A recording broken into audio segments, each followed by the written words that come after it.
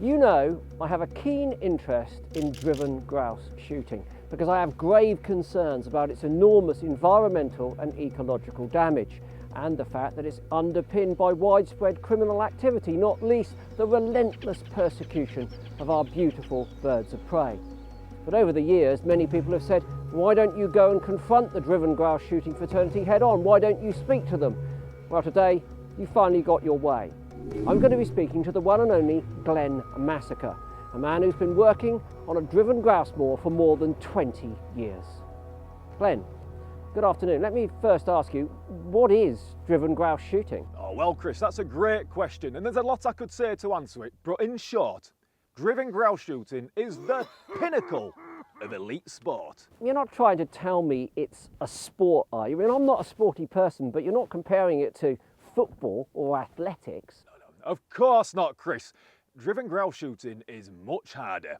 In football, you've got your Lionel Messis. In athletics, you've got your Eliud Kipchoges. But in driven grouse shooting, you've got the 114th Duke of Nidderdale. I mean, obviously there are differences.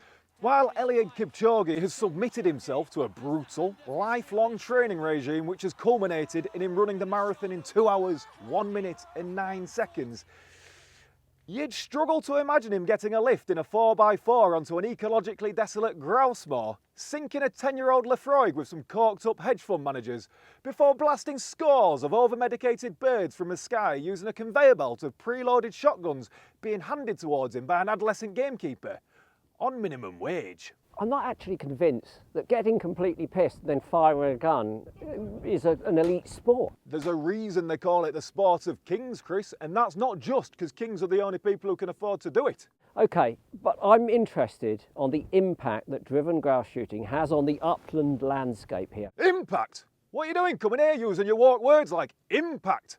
If it weren't for me and my team of gamekeepers, this place would be literally teeming with wildlife. Okay, it's pretty obvious. I'm a full-on, signed-up, woke conservationist. Surely more wildlife out here would be a good thing. I think if you asked for locals round here if they'd prefer to see golden eagles and mountain hares, or a constant procession of pissed-up Tarquins falling out the back of Jeep Grand Cherokees, we know what they'd say. Glenn, tell me about a few of the methods that you use to keep your industry viable. Okay, Chris. Well, the whole point of the estate manager's job is to get his gamekeepers to kill every single living thing that competes with the grouse so we can rear as many of them as possible and then shoot them too.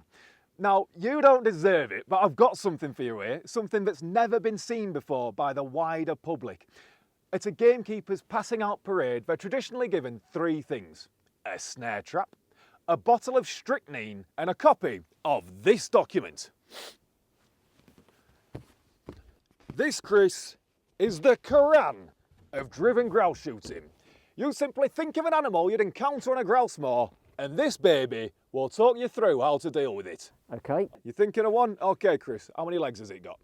It's got 4. Has it got long ears? Yes. Look, it's a mountain hare. Vermin, kill it. Is that the process? It's good, isn't it? Let's do another one. Okay, you think of one?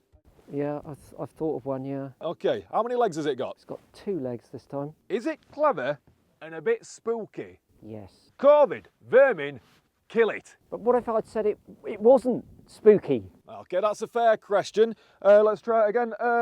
Does it have a pointy beak and sharp claws? Yes. Raptor, vermin, kill it. Glenn, I've got to tell you that killing raptors is completely illegal. Yes, it is, isn't it? And that's why we never do it. But sadly, a lot of them do get depressed, and when they fly over grouse moors, they often commit suicide before disposing of their own satellite tags. It's very sad. Well, Glenn, thank you very much. You've given us a magnificent rundown of what's involved, but you did also say that driven grouse shooting was a sport for everyone. Of course it is, Chris, and if you're a youngster and you're watching this, just get in touch with your local grouse moor and see if you can get involved. Remind us how much it costs to get involved. £30,000 a day. Oh, Glenn Massacre, thank you, thank you, thank you. It's time to end driven grouse shooting.